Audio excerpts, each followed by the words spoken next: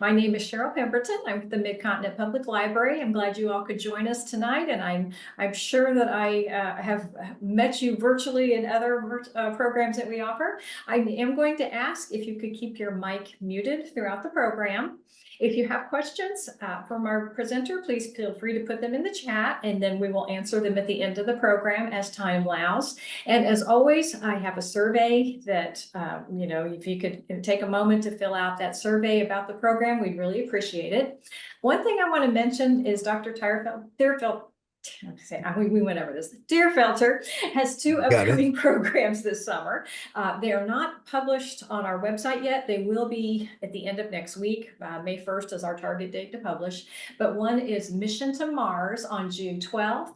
And Mark Twain, the Quintessential American, on July 31st. So those are something to look forward to. Sometime on May 1st, they'll go live, and we'll hope to see you at those programs. I'd like to take a moment to introduce you to our presenter tonight. Dr. Bill Tierfelter is a retired professor of arts and humanities and a docent emeritus from the American Museum of Natural History in New York.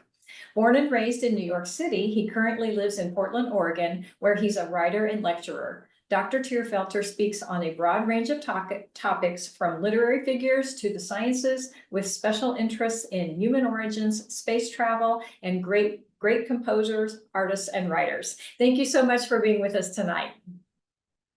Well, thank you very much, and thank you for that wonderful introduction. And as you heard, I am Dr. Bill Tierfelter, and I'm speaking to you from Portland, Oregon this evening.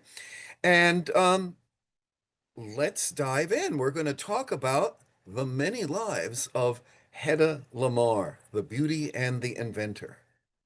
Now, since we can't cover everything in Lamarr's many-layered life in just one presentation, I'd like to invite you to take a deeper dive on my website, which is makingwings.net, and it's deeper dive number 56.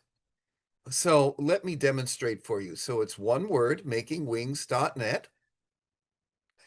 And if you go there, you should be seeing, but just to be careful, I will make sure that we are sharing. You should be seeing on the screen now, that's the home page.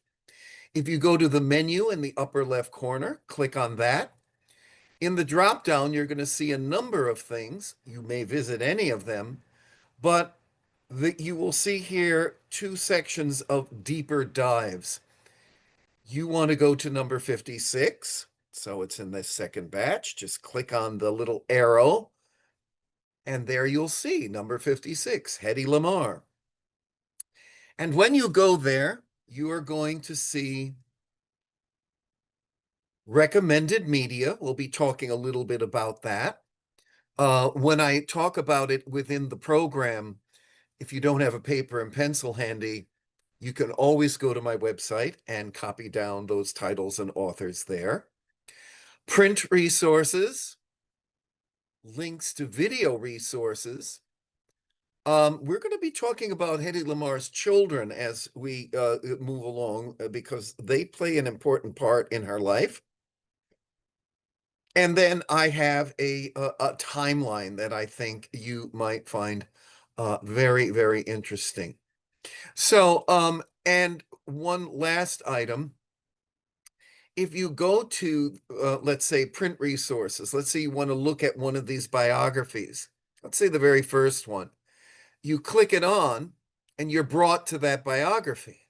When you're done, all you have to do is click it out and you're back on my website. So it's kind of one-stop shopping. So I hope that you can take advantage of that.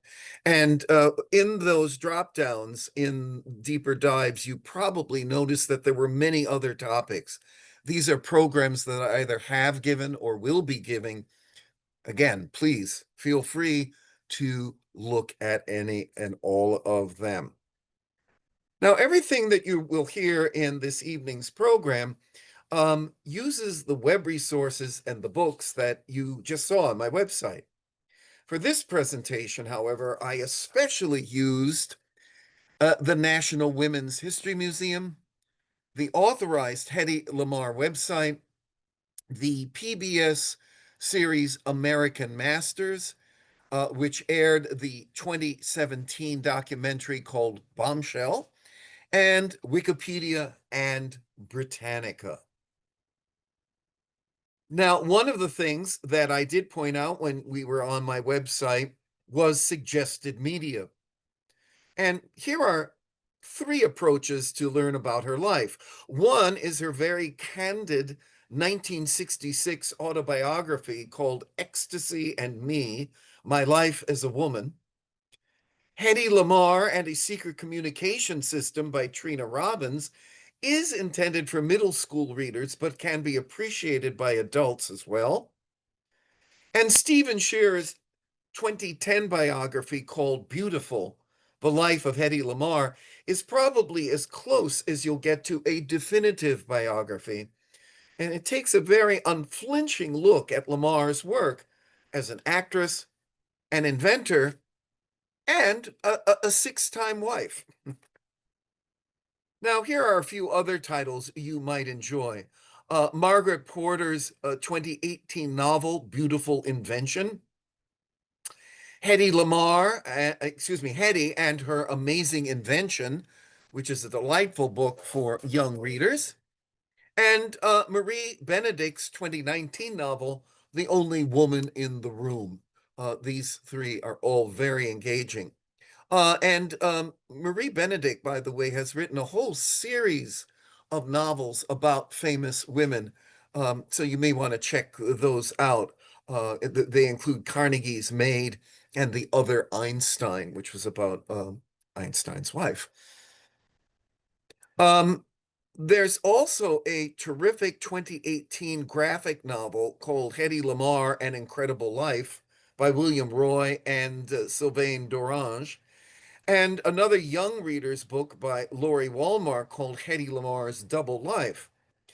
But if you have time for only one thing, then I totally recommend the 2017 documentary Bombshell by Alexandra Dean, which went on to win the New York Film Critics Award for Best Documentary. It tells Lamarr's life story, shows clips from some of her best-known films, and includes rare photos and film footage that finally reveals the brilliant mind behind the beautiful face. Which actually brings us to this great quote that's really vintage Hedy Lamarr and a great place for us to start. You should have a brain as well as a body. Which was something that she spent much of her life trying to prove to people who never quite thought seriously of her off-screen life. Unfortunately, now we are, which is a good thing. So let's begin, as they say, begin at the beginning. Hedwig Eva Maria Kiesler was born on November the 9th of 1914 into a well-to-do Jewish family in Vienna, Austria. She was the only child of Gertrude Kiesler, a pianist, and Emil Kiesler, a successful bank director. Now, as you can see from the photos that I've put on your screen, she really was already a very pretty child. Even at that young age, she was beautiful. Now, Lamarr received a great deal of attention from her parents. Now, as said, Lamarr's mother was a concert pianist, so she made sure that her little girl took piano lessons and went to ballet class. Her mother also took her to the opera, symphony concerts, and art museums. Her father inspired her to look at both the natural and the industrial world. He would often take her for long walks where she would not only appreciate trees and flowers, but the wonders of streetcars and automobiles. One of the results of these walks with was Lamarr's fascination with machinery. According to several sources, she could take apart and then perfectly reassemble her music box by the age of 5 years old. Now, why would she do that? because she wanted to understand how the machine worked. I mean, if she could have taken apart a streetcar, she would have done it. Now, although Lamarr's brilliant mind took a back seat most of the time, her beauty certainly didn't. While she was taking acting classes, she was discovered by the famous director Max Reinhardt. You see him on your screen. She was only 16 at the time. She studied acting with him in Berlin and landed her first small film role by 1930 in a German film called Geld auf der Straße, which means money on the street. After that, she returned to Vienna, where she continued working in the film industry, first as a script girl and then as an actress.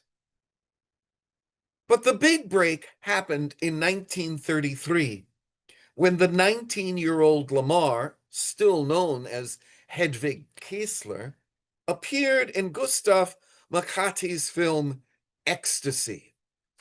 In it, she plays a young married woman who becomes involved in an extramarital affair with a soldier. Well, needless to say, Fraulein Kiesler created considerable controversy, especially when she appeared in the nude in several of the scenes.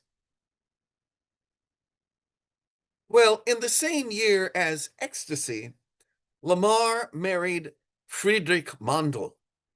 Now, Mandl was a millionaire munitions manufacturer and arms merchant. Most resources I explored suggest that a combination of his wealth and charming personality attracted her. Her parents, however, did not approve. They were secular Jews and were probably more than uncomfortable with the fact that Mondel had clear ties to the Italian fascist Benito Mussolini and later to Adolf Hitler. But Lamarr, always being somewhat stubborn, she got married anyway. Well, guess what? It turned out that Mama and Papa's misgivings were very well founded. Lamarr and Mandel's marriage was rocky and it was short. She said in later years, I knew very soon that I could never be an actress while I was his wife. He was the absolute monarch in his marriage. I was like a doll. I was like a thing, some object of art, which had to be guarded and imprisoned, having no mind, no life of its own. Well, she was unhappy, especially when she was forced to play hostess and smile, as you can see in the photo on the left of your screen. She's smiling, but there's a bit of a force behind that smile. And she was forced to play hostess many, many times. Well, when she was among her husband's business partners and friends, many of whom were affiliated with the Nazi Party, she would eavesdrop and she would learn things about what they were doing. Well, that's going to play an important part in her invention career a little later on. Well, she escaped from Mondel's grasp in 1937 by fleeing into London disguised as a housemaid. But she took with her that knowledge that she gained from dinner table conversations about wartime weaponry. Well, while in London, Lamarr's luck changed when she was introduced to Louis B. Mayer, the head of MGM Studios. You see him on your screen. This was her ride to Hollywood, and for the next decade, she would wow American audiences with her poise, beauty, and that mysterious accent. It was Mayer who gave her the screen name Hedy Lamarr. Now, why? Well, according to the British newspaper The Guardian, he named her after the studio's silent era vamp, Barbara Lamarr, intending that her dark, heavy-lidded beauty should remind people of MGM's sizzling back catalog not her own. Back in Europe, she had made a film, Ecstasy, but that was a little too hot for MGM's family values ethos. Well, and the rest, as they say, was history. Now, in Hollywood, Lamarr was introduced to a prominent group of wonderful characters, including aviation manufacturer Howard Hughes, whom you see on your screen. Lamarr dated Hughes, and he helped to fuel the inventor's spirit in Lamarr. How? By giving her a small set of equipment to use in her trailer when she was on movie sets. So, in addition to the laboratory that she had in her home, the lab on the movie set allowed Lamarr to work on inventions before, during, and after shootings. Well, when Hughes took her to his plane factories, Lamarr was inspired by what she saw.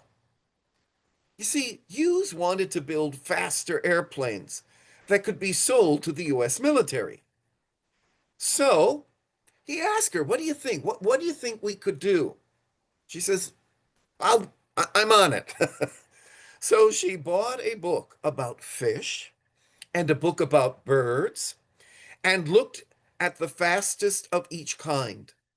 She combined the wings of the fastest bird and the fins of the fastest fish and created a new wing design for Hughes's planes.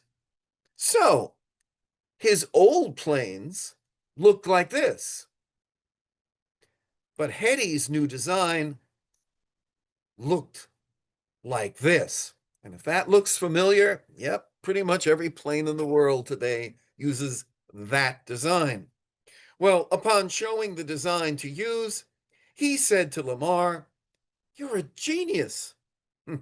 He went on and used the design, but Lamarr never gained any recognition for her innovation, either in the press or financially. All of the patents on her wing designs were in the name of Hughes Aircraft Corporation. So she never got credit. Now, here's a short clip from that documentary I spoke of, Bombshell, that elaborates on the Hughes-Lamarr relationship and a couple of other things that I think you'll find interesting.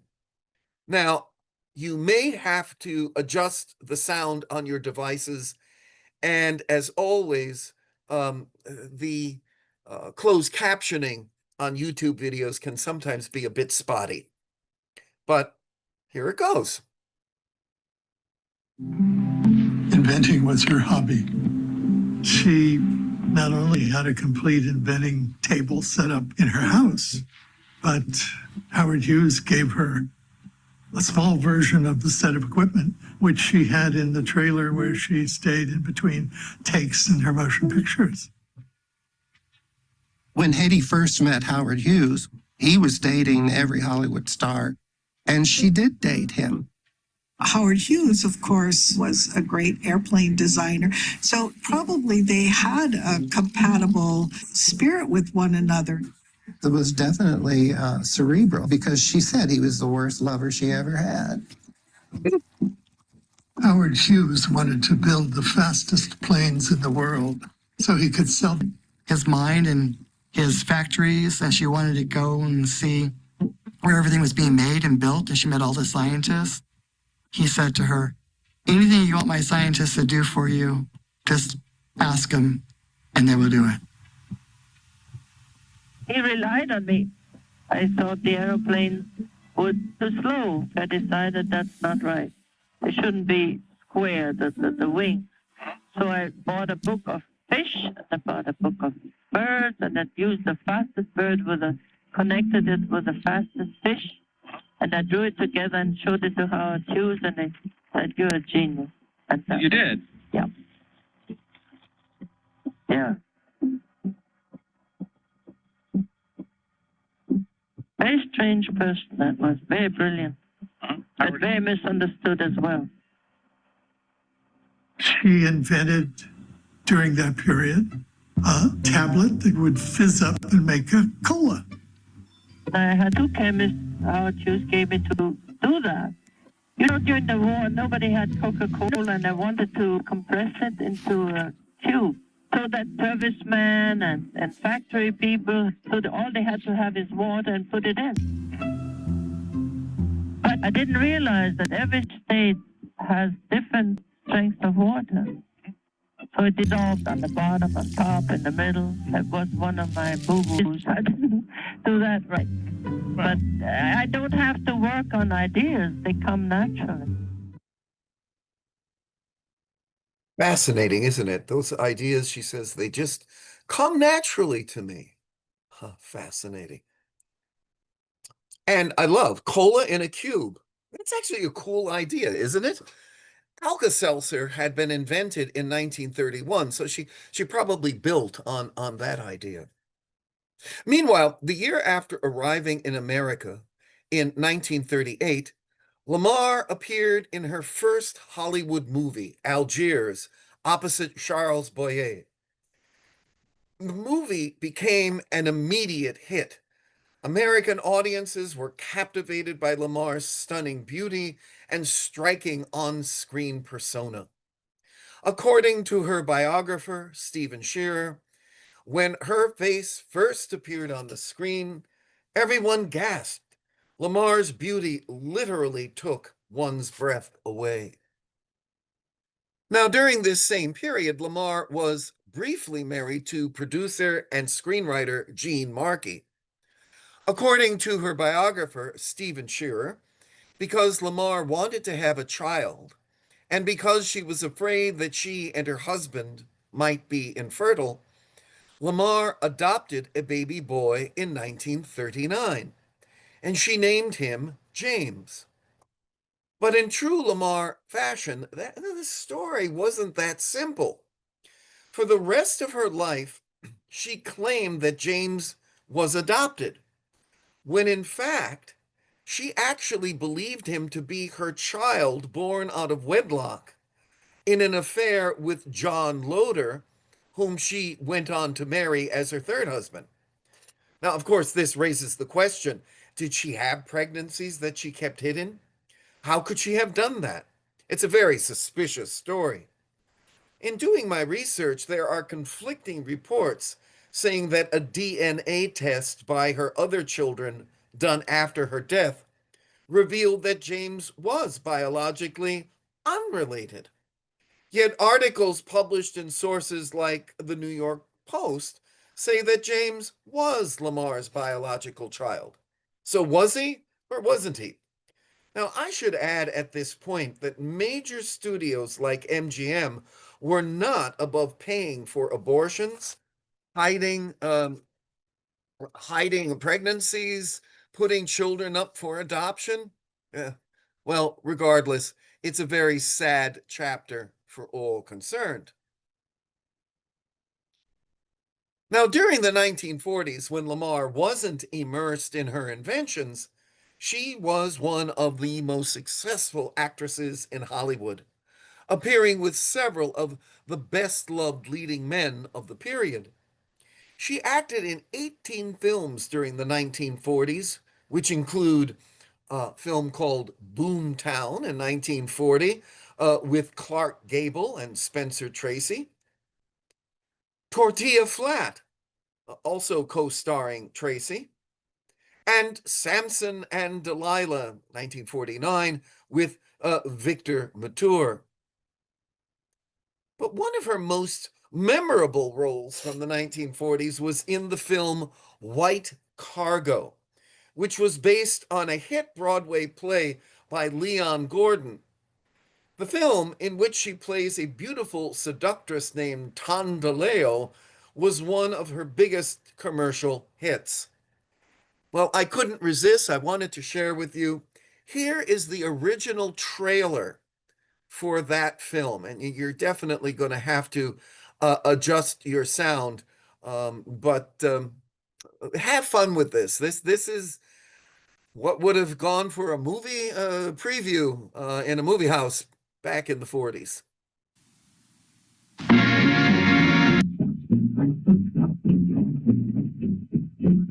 Having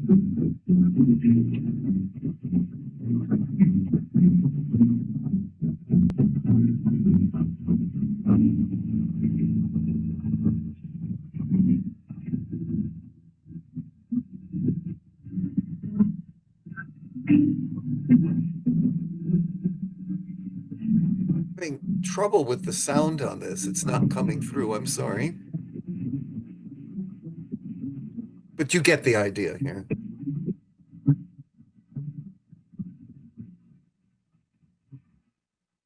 Well, one of the things I'll kind of do a voice. am Delilah. Delilah. Tom DeLeo. Tom DeLeo. It wasn't the heat that drove Ashley crazy. It was Tondaleo. By the time the sun drops, there's only one thought beating in my mind. Tondaleo, Tondaleo. You tell them that you want to marry me. Sure. Hawila give me many things. No beat me much, and Tandaleo stay a long time. I'm the resident in this district, and if she sets her foot in this station again, she'll get a whip across her back if I have to drag her out of your arms to do it. If he laid a finger on you, I'd put a bullet through him. One time, Tandaleo thinks she'd like to make tiffin for you. Maybe I should have let you. Might have saved a lot of trouble.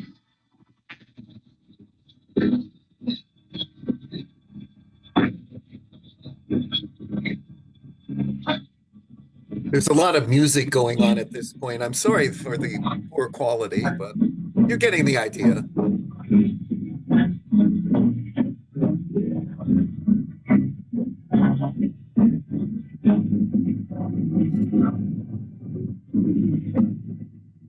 Yeah, White Cargo. Well, sorry that didn't work quite the way I wanted it to, but you got, I think, some of the idea. And you can move past what was the wincingly bad dialogue, Lamarr's embarrassing body makeup, and her strange accent as a quote-unquote Arab who sounds straight off the streets of Vienna.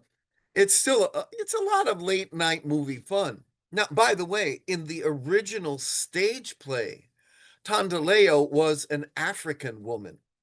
But because of miscegenation laws in the United States, she couldn't be seen as the love interest of two white men. So the film producers decide to make her a dark-skinned Arab. Welcome to Hollywood in the 1940s. Well, her third marriage to actor John Loder in 1943 produced two biological children, Anthony and Denise. But like all her marriages, it ended in divorce. Now, it was during the time of this marriage that she sent her very rebellious son, James, to a boarding school. They didn't contact each other for over 50 years. And we'll be speaking more of her relationship with James a little later in this presentation. But when Lamarr wasn't burning the silver screen with her beauty, she continued her work as a scientist and an inventor. And it was during the early 1940s that Lamarr, in collaboration with the avant-garde composer George Antio, they co-created a frequency hopping system to help the United States Navy combat the Nazis who were jamming radio-controlled torpedoes. The pair received a patent for their invention in 1942. And as you can see here over on the right of your screen where my cursor is, you can see George Antio. And it's Hedy Lamarr. She used her married name and not her stage name of Hedy Lamarr. But same person. Well, they got the patent in 1942, but the U.S. Navy initially rejected the technology, citing its complexity. Although, flash forward, they did use it during the Cuban Missile Crisis in the early 1960s. Anyway, the U.S. military tended to reject inventions that hadn't been created by one of their own scientists. So, even though the technology was used after the war, they did it independently of Lamarr and Antille's patent. But that frequency hopping served as a basis for modern spread spectrum communication technology, such as Bluetooth, secure Wi-Fi, and GPS. Well, here's a little clip from PBS's American Masters that explains exactly what she invented. And once again, you may have to adjust the sound on your devices, and hopefully this one works a little better. One day in the summer of 1940, a shipload of children was torpedoed. All hands lost, including 83 children. At the time, the German U-boats were on the verge of winning the war. They seemed to be unsinkable because they easily outmaneuvered the outdated British torpedoes. In times of crisis, most of us feel powerless. But a few discover in themselves unexpected strength. And Hedy, being Hedy, she said, I'm going to do something about that. So in this article, Hedy says, I got the idea for my invention when I tried to think of some way to even the balance for the British. A radio-controlled torpedo, I thought, would do it. A torpedo launched on a given trajectory might need to be changed, redirected. You want, ideally, your launching boat or your submarine to communicate with the torpedo. The problem is you can't control radio communications. They're not secure. Your enemy, if they're smart, finds the frequency with which you're talking to the torpedo and jams it. Jamming. The Germans fill the air with radio interference. Interference. She came up with the idea of a secret way of guiding that torpedo to the target that couldn't be interrupted, that couldn't be jammed, that couldn't be messed with. It was secret. Instead of just one transmit frequency communicating, she said, what if we change those frequencies constantly in sync with each other? Frequency hopping. You couldn't jam it because you'd only jam a split second of it in a single frequency. So frequency change, frequency hop, frequency hop, frequency hop. That concept, secure radio communications, was brilliant. And I just want to go back for 1 second to radio communications this image here.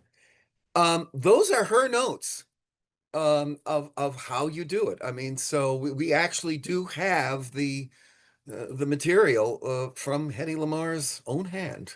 Quite something. Okay, let's go back here. So the patent, however, on that remarkable invention expired in 1959. Now, according to the website Global Citizen, the military had already begun to use aspects of that patent on things such as mid-ocean buoys in the 1950s, like the kind you see on your screen. And when Lamarr discovered this in the 1960s, and as I said, it was also used on submarines during the Cuban Missile Crisis. Well, when she discovered this, she looked into financial compensation for her work. Now, George Antille, who had contributed some of the mathematical aspects of the invention, had passed away of a heart attack in 1959. So it really was up to Hedy to secure their legacy. Unfortunately, she discovered that because she had waited for more than 6 years after the expiration of the patent date, she didn't qualify for any remuneration. So the invention became widely used without any recognition for Lamarr or Antille. Indeed, according to the Austrian IT firm Dreikreis, today, frequency hopping technology is worth well over $30 billion, and that's being conservative. And other aspects of the invention became the basis for Wi-Fi technology, which is worth untold trillions of dollars. As they would say in my old neighborhood in Queens, New York, she was robbed. Meanwhile, during the 1950s and 60s, Lamarr married 3 more times, but none of these marriages endured. Her last 3 husbands were Ernest Ted Stauffer, W. Howard Lee, and Louis Boys. Now, after her divorce from Boys, she remained single for the next 35 years. Now, while she was married to husband number 5, that's Howard Lee, they were married from 53 to 1960, Hedy built Villa Lamarr on the site of today's Aspen Villas in Aspen, Colorado, affectionately named by the locals as Hedy's Beddies. The villa became one of the first important ski lodges in the town and began to bring in significant winter tourism dollars. Hedy ultimately gave up the rights to the property in a very contentious divorce, uh, after which her now ex-husband Lee married the actress Jean Tierney, and they lived in the villa. So that was a bit of an ouch. But this is another aspect, though, of Hedy's life. She was also quite the entrepreneur. Now, in spite of being one of the most successful leading ladies of the 1940s, she couldn't find much work or success in the 1950s. She acted in only a few films. Her last 2 appearances were in the box office bomb called The Story of Mankind, in which she played Joan of Arc. And then there was another film called The Female Animal, that's from 1958, which was distributed on a double bill with Orson Welles' classic film noir, Touch of Evil. Now, the Welles film continues to receive notice. The Female Animal is, frankly, all but forgotten. Bottom line, though only in her 40s, by 1960, that famous beauty had started to wane, and her film career was over. Now, though her career in Hollywood was in shambles, Lamarr was given her star on the Hollywood Walk of Fame in 1960 in recognition of her contribution to the motion picture industry. Now, the last decades of Lamarr's life were filled with sad episodes.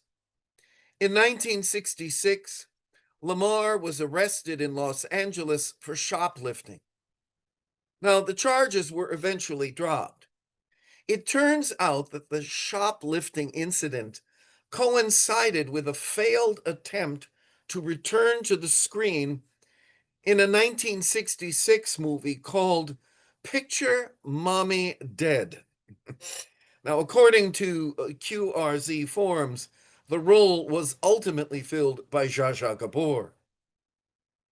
And then, in 1991, she was arrested again on the same shoplifting charge in Florida, this time for stealing about $20 worth of laxatives and eye drops.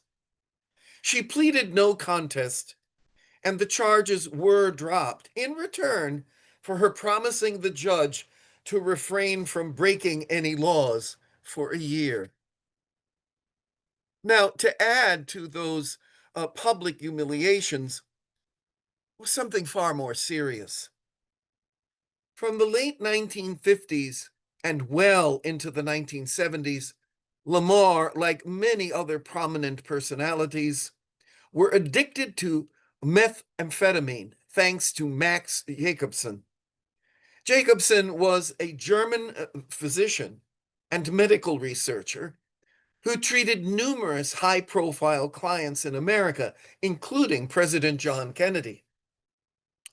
Jacobson became known as Miracle Max, but President Kennedy's Secret Service code named him Dr. Feelgood because he administered highly addictive quote unquote vitamin shots laced with various substances that included amphetamine and methamphetamine. Jacobson was largely unknown to the public until his methods were exposed by the New York Times in 1972. The following year, Jacobson was charged with unprofessional conduct and fraud, and he eventually lost his medical license in 1975. He died in December of 1979 without ever regaining his license or his credibility. Now, whether Lamarr completely overcame her drug dependency is unknown. But in a podcast interview with her daughter Denise that I found online, and which I, by the way, include on my website, a link to that interview, Denise said that Hedy's drug addiction actually started even earlier in her career when studio executives fed her pills to keep her vibrant and thin. And of course, there were many people. You can see there Marilyn Monroe, Kennedy, Elizabeth Taylor, Frank Sinatra, Judy Garland. Dr. Feelgood certainly made the rounds. Now, another aspect of Lamarr's life that remained basically unknown once she came to America was her Jewish heritage. Lamarr converted to Catholicism to marry her first husband, Prince Mandel, in 1933, who was actually half Jewish himself. But with persecution of Jews on the rise, Lamarr thought that Mandel, who was, as we heard earlier in the program, a very powerful man, that he might be able to protect her from the growing Nazi threat. Her father had lost his job for being Jewish, and he died of a heart attack in 1935. 5 years later, when she was in the States, Lamarr asked her mother to convert to Catholicism as well. Now, biographers argue whether that was to protect her mother or to protect the story that she was telling in Hollywood about being a Catholic from birth. You see, MGM studio chief Louis B. Mayer, who was himself a devoutly conservative Jew, was known to invent biographies for his stars. And a young Catholic girl from Vienna was easier to explain because anti-Semitism in America, as he was well aware, was quite prevalent. By the by, according to study.com, when Lamarr came to the United States in the late 1930s, she brought her mother with her. Mama Gertrude died in 1977 in Los Angeles, California, and is buried there. Apparently, all of this Jewish material was news to Lamarr's children when they were interviewed after her death, because they had all been brought up as Catholics. And even though they had family documents from Austria and Hedy's letters to her grandmother, to their grandmother Gertrude, they didn't read or speak German, so they didn't realize their Jewish heritage, which was actually written into those letters. But they didn't read German, so they didn't know.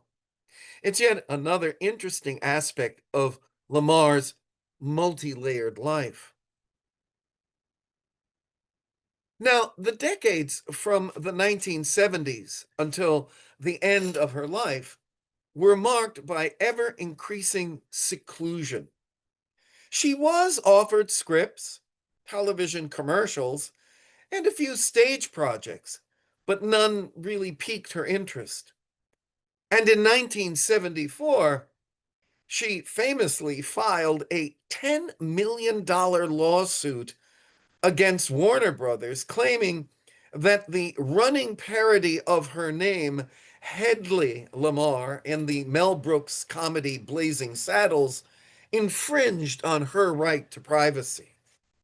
Now, according to an interview with Mel Brooks that appears as a bonus feature on the Blazing Saddle Blu-ray and DVD release, the studio settled out of court for an undisclosed sum, and an apology to Lamarr for, quote, almost using her name, unquote. Well, years after her death, Mel Brooks just said, you know, Lamarr just never got the joke. Well, with her eyesight failing, Lamarr retreated almost completely from public life and settled in the Miami area in Florida in 1981. And it was during these last years of her life in the 1990s that she underwent many plastic surgery procedures, making her nearly unrecognizable, as is clearly illustrated in the news photo on your screen taken in 1991 after her arrest for shoplifting. It's actually very sad indeed.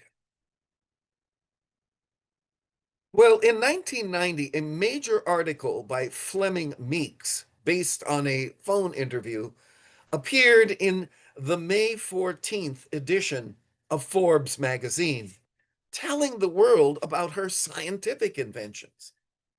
Other articles began appearing in other publications. Well, let's listen to a little bit about how Meeks created that article. Now, one detail I love from this clip from the PBS show American Masters is the fact that the original 4 1990 interview tapes with Lamarr had been misplaced, and they were misplaced for years, but only came to light around the time that the 27 documentary Bombshell was made. Let's hear a little bit about this. Again, you may have to adjust your sound. I've been waiting for somebody to contact me about Hedy Lamarr because I had the tapes.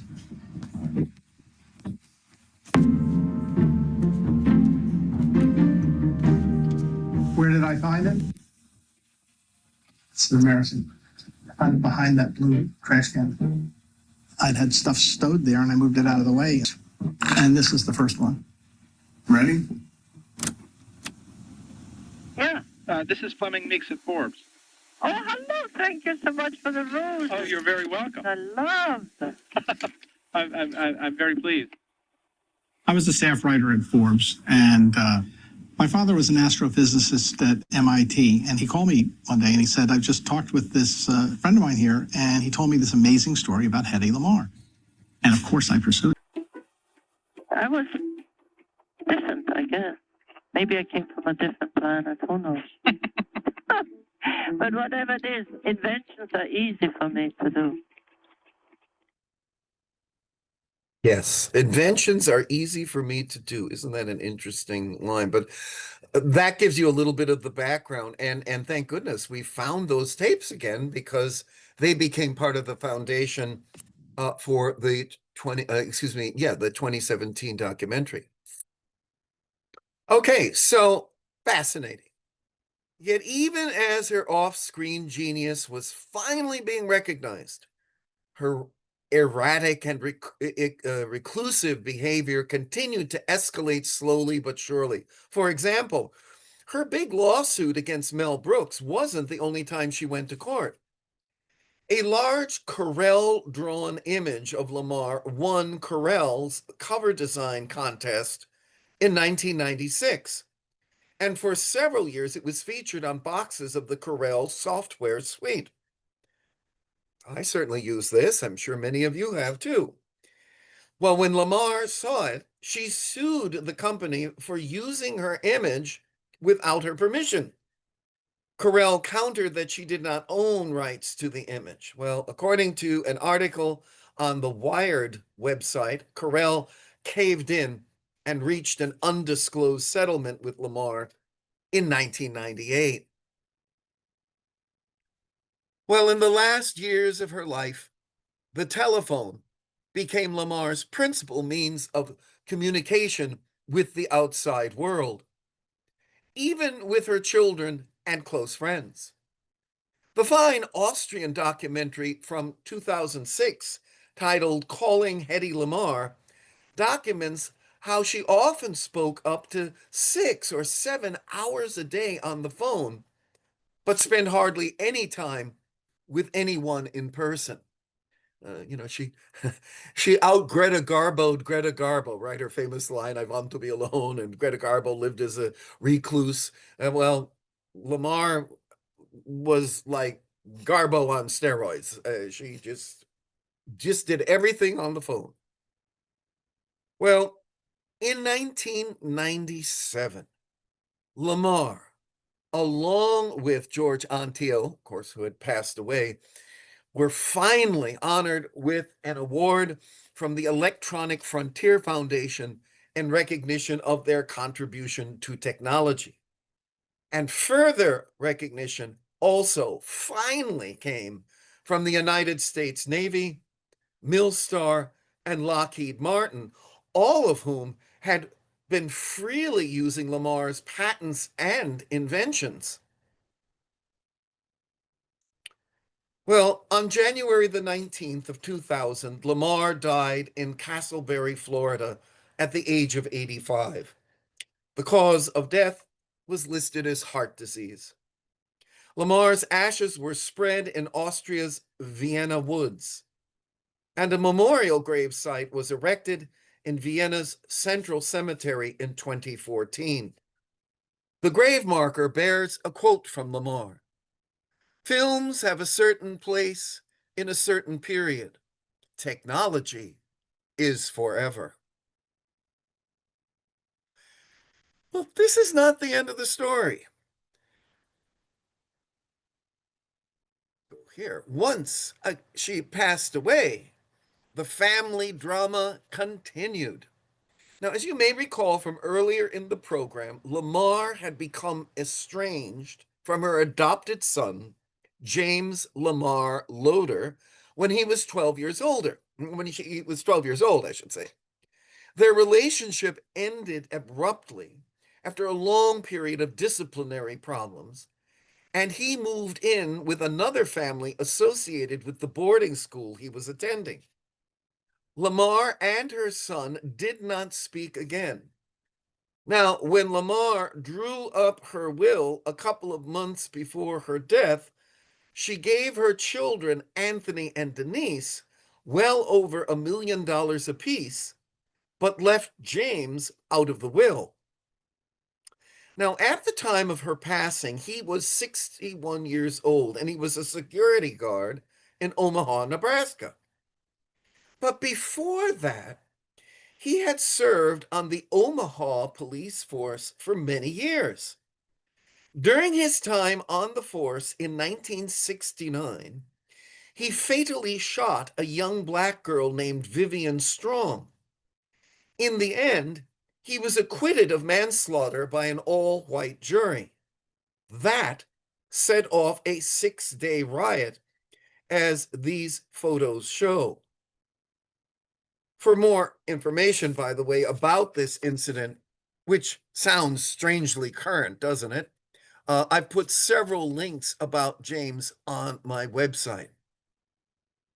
So when Hedy died in 2000, when he was that 61-year-old security guard, he sued for control of the $3.3 million estate left by Lamarr, claiming that she was of unsound mind when she signed the document. But the courts ruled against him, and he eventually settled for $50,000. And just to finish the story, James died in 2022 at the age of 83. Now, meanwhile, the other two children, Denise Loder and Anthony Loder, well, they went on to have very untroubled and very productive lives. Anthony became, among other things, a film producer, and Denise moved to Seattle and became a successful artist. Now, on your screen, you see a photo taken at the 2017 premiere of the documentary Bombshell. Now, from left to right, you have on the left, you have Hedy's granddaughter, Lodi. Then you have Hedy's son, Anthony Loder. Then next to him, you have Hedy's granddaughter, Wendy. And finally, over on the right, you have Hedy's daughter, Denise Loder DeLuca. So the actual, so there you have the son Anthony, and there you have little Denise as grown-ups. Now, finally, in 2014, Hedy Lamarr was inducted into the Inventors Hall of Fame, which is located in Alexandria, Virginia. It was a very long overdue honor. If you ever have a chance to go to the National Inventors Hall of Fame, if you're ever in the Alexandria area, it's really a terrific place. So, what I've just shown you is it's a thumbnail sketch of a truly complicated woman. She was an actress, an inventor. She was a painter too. We haven't even gone into that.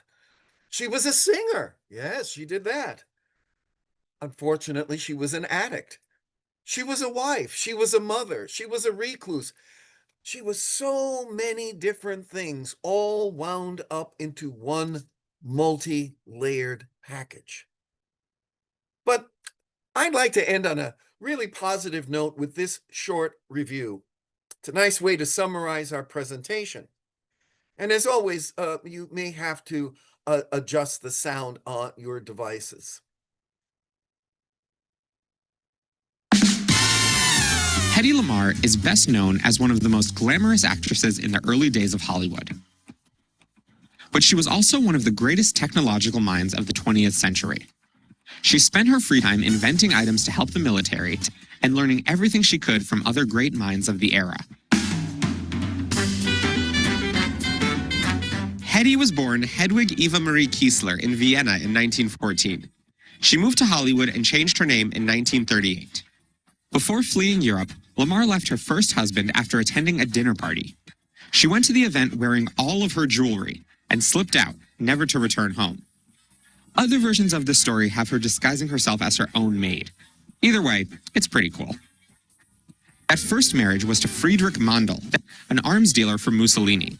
Lamarr would sit in on his meetings, making the other attendees think she had no idea about the complicated methodologies they discussed.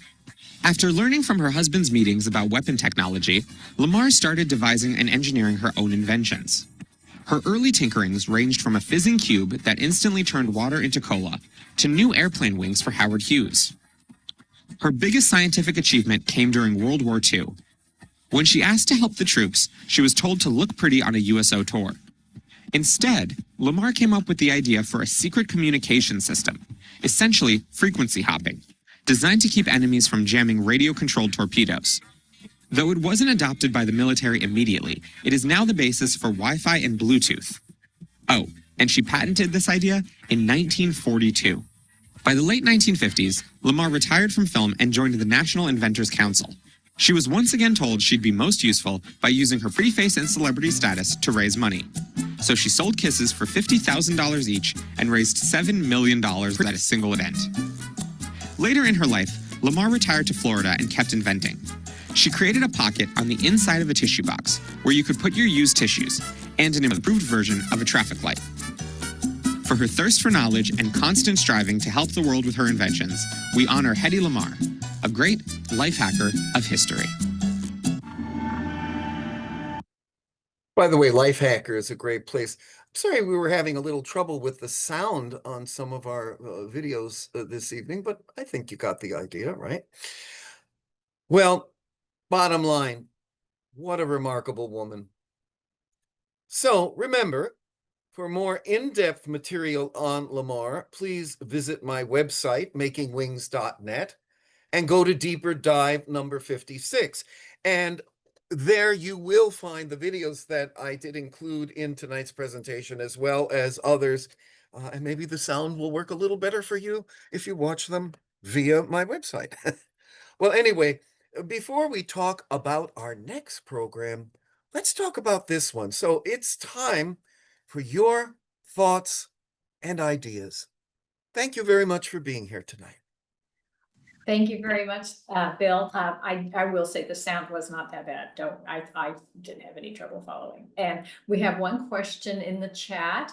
If they made a biopic about her life, who do you think should play her? Oh my goodness.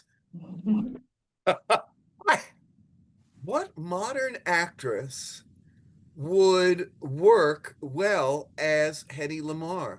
You know, I don't know. Any thoughts? Do you can you think of someone, Cheryl, that you would like to see?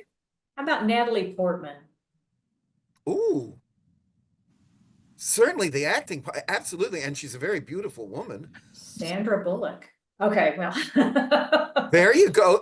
We have a whole bunch of, you know, listen, if Angelina Jolie could play Maria Callas, you know, maybe she could do, maybe she could do Eddie too.